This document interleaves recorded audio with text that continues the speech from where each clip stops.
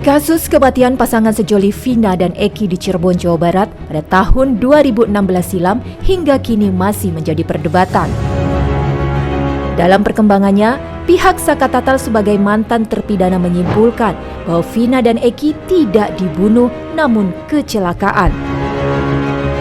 Tetapi di lain sisi, keluarga Vina dan Ibtu Rudiana meyakini jika Vina dan Eki tewas dibunuh. Konstruksi kasus kematian Vina dan Eki berbalik arah pasca Dede dan Liga Akbar merubah kesaksian. Dede mengaku hanya mengikuti skenario dan tidak tahu akan kejadian yang sebenarnya.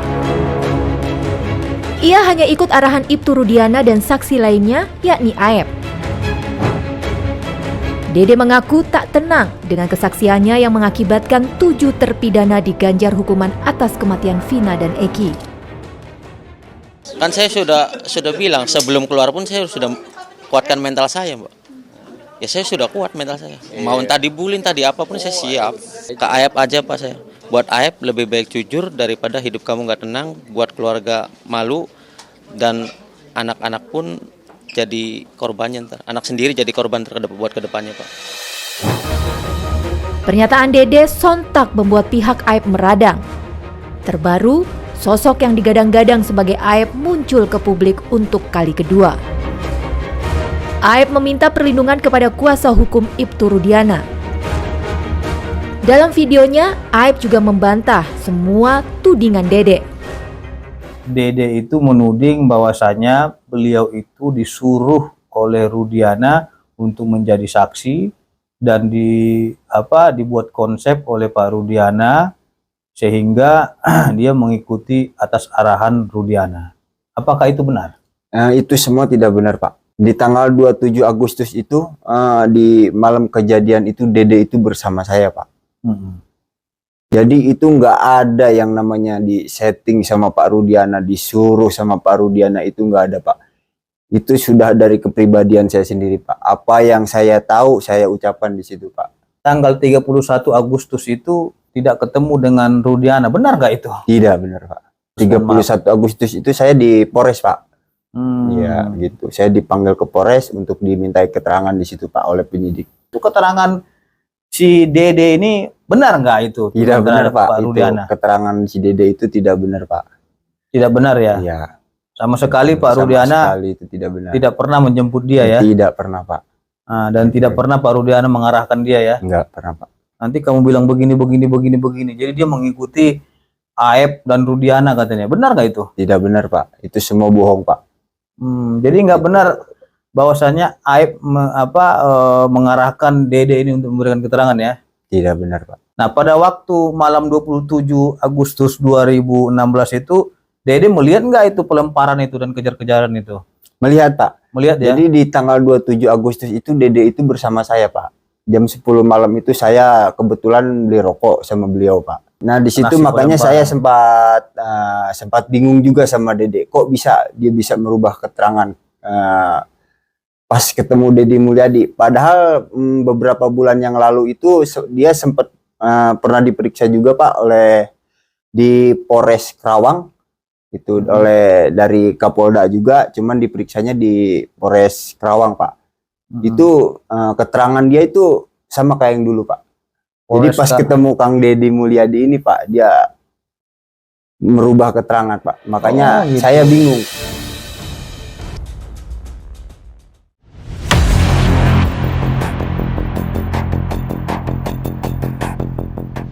Terlepas dari perdebatan pengakuan Dede dan Aep, keterangan Aep yang menyebut adanya pengejaran dan pelemparan di malam kejadian lalu ditepis oleh pihak Saka Tatal. Dalam sidang lanjutan di Pengadilan Negeri Cirebon, Jawa Barat, pihak Saka menghadirkan sahabat Vina yang membeberkan komunikasinya di malam kejadian. Terakhir komunikasi jam berapa sama Vina? Terakhir lewat telepon komunikasinya, apakah miss call, apakah ada menanyakan sesuatu gitu. Kalau misalkan yang teleponan itu jam 10 lebih dulu, Bu. Nah, yang jam 10 lebih itu dia tuh ngajak aku main karena tapi akunya nggak mau dengan alasan nanti cowok sayanya marah dengan dengan alasan begitu. Sebentar, 10-nya 10 lebih 5, 10 lebih 10, atau 10 lebih 15, atau mendekati setengah 11. 10 lebih 5-an. Widi dan Mega. Usai menjalani sidang, kami lalu mencoba menemui dua saksi itu. Kepada kami, Widi dan Mega bercerita di malam tanggal 27 Agustus 2016, hari di mana Vina dan Eki tewas. Kalau sama aku sih tadinya dia nelpon dulu teh. Nelpon itu emang belum agak lama sih teh ya. Jam 10 kurang. Jam 10 kurang itu dia ini dulu kayak SMS. Usai Widi tak merespon ajakan Vina, Mega yang juga sahabat Vina mengaku mengontak Vina untuk menanyai keberadaannya. Namun, upaya Mega tak direspon oleh Vina. Enggak ada, Dek itu udah nggak ada respon sama sekali. Soalnya kan tadi dia nelpon 3 kali tapi nggak diangkat karena Widinya risih juga kan, takut oh ya udah kalau misalkan ngajak main mah nggak usah gitu kan, biarin aja. Nah pas itu jam setengah 11-an 22.30 kok ini anak nggak ada chatnya lagi atau apa kan, karena emang nungguin. Setelah tak direspon, sekitar pukul 11 malam, Widi akhirnya mendapat kontak dari seseorang yang diduga polisi dengan maksud memberitahu keberadaan Vina. Assalamualaikum. Halo, di mana Vinanya? Kan aku negosinya cuma Vinanya aja sih, Pak. Nah, pas begitu tuh dia langsung ngomongnya gini, Assalamualaikum, saya dari Polsek Talun ingin mengabarkan kalau Ananda Vina sama Eki kecelakaan tunggal di jembatan flyover Talun. Yang perempuannya dibawa ke rumah sakit Gunung Jati, yang laki-lakinya meninggal di tempat. Sebelum Vina meregang nyawa, Widi juga tak punya firasat buruk. Karena dari percakapan terakhir sekitar pukul 10:05, Vina tak menunjukkan perilaku yang mencurigakan. Happy karena mau ketemu sama si Eki. Soalnya kan itu putus ya Meg. Dalam keadaan putus dia tuh. Jadi ketemu malam minggu itu dia kayak mau balikan gitu tuh. Udah begitu aja, cuman nggak ada ekspresi yang mencurigakan dia mau ada ancaman kayak mau apa, enggak. Cuman dia happy aja karena mau ketemu Eki itu. Tak hanya itu, sebelum Vina tewas, Widi juga bercerita tentang kegiatannya dengan Vina di hari itu. Wid, kamu ada uang nggak? Dia bilang begitu. Terus aku bilang, emang kamu buat apa? Nah dia bilang lagi, aku lapar, aku mau beli mie sama pembalut. Aku inget banget ya itu dia belinya 2 pembalut. Aku inget banget itu tuh. Sama saya tak kasihin lagi, ya udah nih 50 ta, ya nggak apa-apa 50 aja, tapi nanti ya bayarnya soalnya saya mau minta uang ke Mbak Neng lagi, kata dia tuh ya, nanti kesananya sama Mega. Nah aku inget banget dia beli pembalutnya 2 tuh dipakai 1 di yang pas abis beli mie itu teh dipakai 1. Kesaksian Widi dan Mega menurut pengacara mampu membuka tabir kematian Vina dan Eki karena memiliki keterkaitan. Apa yang disampaikan oleh Mega dan Widi di dalam persidangan pada hari ini itu jelas kalau menurut kami sangat berpengaruh terhadap apa yang terjadi atau peristiwa apa yang terjadi di tahun 2016. Lantas, mampukah kesaksian ini membuka tabir penyebab kematian Vina dan Eki? Kuasa dari saksi Tatal itu tadi berangkat, saya tidak menggiring, dia bilang gitu Pak Krisnamurti tadi bilang, bukan dari pembunuhan menjadi kecelakaan, tetapi yang kami lihat dulu dari data-data yang ada sana itu dulu adalah pertama kali kecelakaan itu adalah suatu kecelakaan lalu lintas. Tapi kok kemudian oleh jaksa dibelokkan menjadi seakan-akan pembunuhan kan, itu akhirnya dan vonisnya juga pembunuhan, padahal kami lihat di dalam itu berkas itu tidak ada bukti-bukti yang nyata mengenai kasusnya pembunuhan itu sendiri kan. Sementara di hari yang sama, keluarga Vina kembali angkat bicara. Kakak Vina tak terima jika almarhum Vina disebut tewas akibat kecelakaan. Dari awal itu meyakini, saya dan keluarga meyakini bahwa ini pembunuhan. Kami keluarga tidak terima bahwa ini dikatakan laka lantas. Karena luka-luka yang adik saya alami itu berbeda jauh dengan kecelakaan. Kalau dibilang kecelakaan.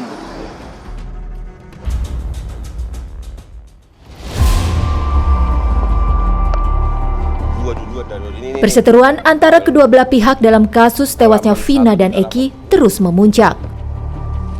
Adu bukti, adu saksi mulai diperlihatkan kedua belah pihak. Dalam sidang PK Saka Tatal, saksi-saksi baru bermunculan. Keterangannya pun cukup meyakinkan dan diduga bisa merubah keadaan.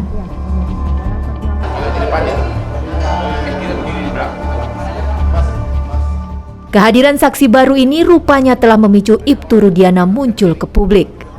Setelah ini ramai, karena saya jujur sebagai polisi aktif, takut Bapak kehilangan jabatan apa? Yang mana tidak bang, yang mana harus taat dan memang saya harus taat aturan gitu aja.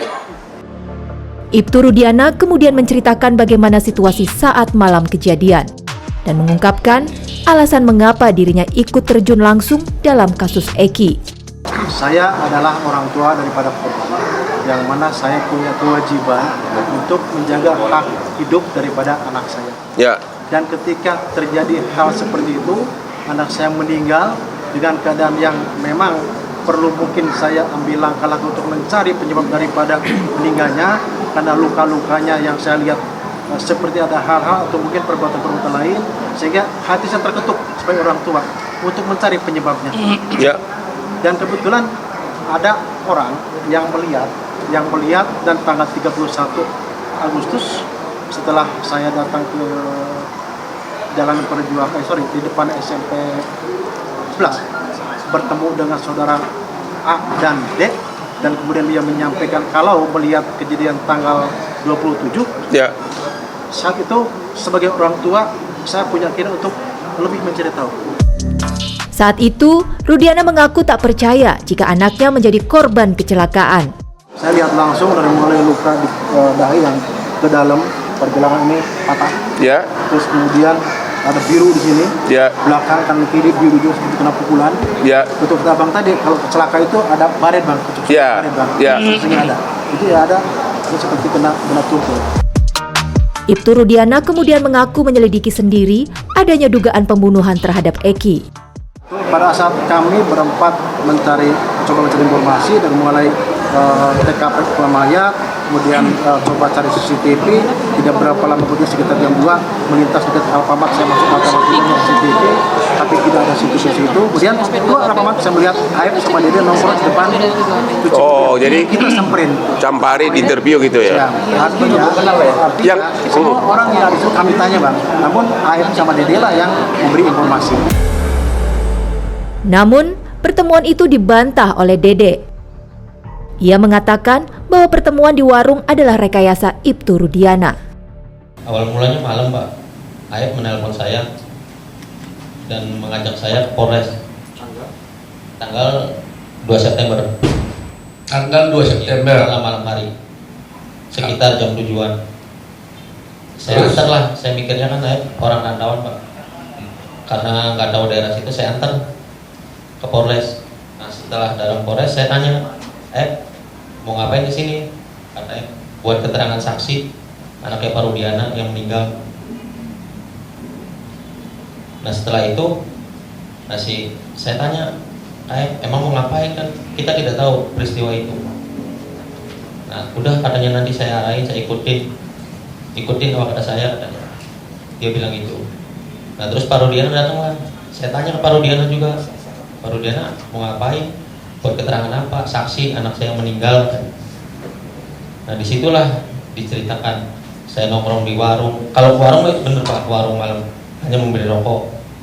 Cuman ada segerombolan anak nongkrong, pelemparan batu, bambu, pengejaran, segerombolan motor ada di situ. Sebenarnya nggak ada, Pak. Dari keterangan kedua saksi Aib dan Dede saat itu, Ibtu Rudiana kemudian melakukan penangkapan kepada 8 terpidana. Saya nggak nangkap ya, saya hanya ngamankan aja.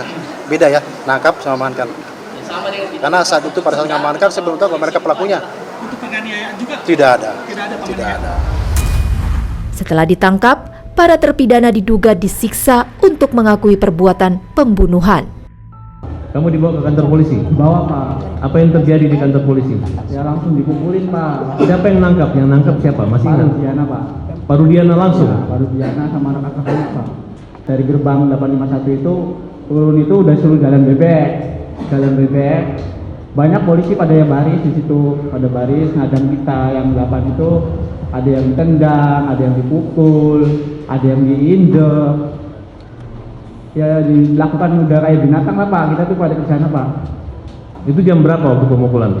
Jam setengah 6 tuh masih udah sampai situ, dan setengah 6 tuh udah dipukulin tuh Pak sampai malam, sampai jam 12 malam masih dipukul. Bagaimana bisa dipraktekkan cara memukulnya? Ya banyak sih Pak, ya diprakteknya mah ada yang diindek, ada yang dibasem, bukan tuh Pak, ada yang mata dibasem, semuanya juga dibasem. Jadi mata kan nggak kelihatan Pak, tuh mukul polisi, ganisit semua mukul. Namun, terkait dugaan penyiksaan, Rudiana mengelak. Kan Reskrim posisi Mas itu dan kami foto, ada dokumentasinya. Bukan, para pelakunya ini loh. Para pelaku benar disiksa makanya mau ngaku. Tidak ada. Tidak ada. Dan posisi Mas utuh, bukannya utuh, tidak ada penganiayaan.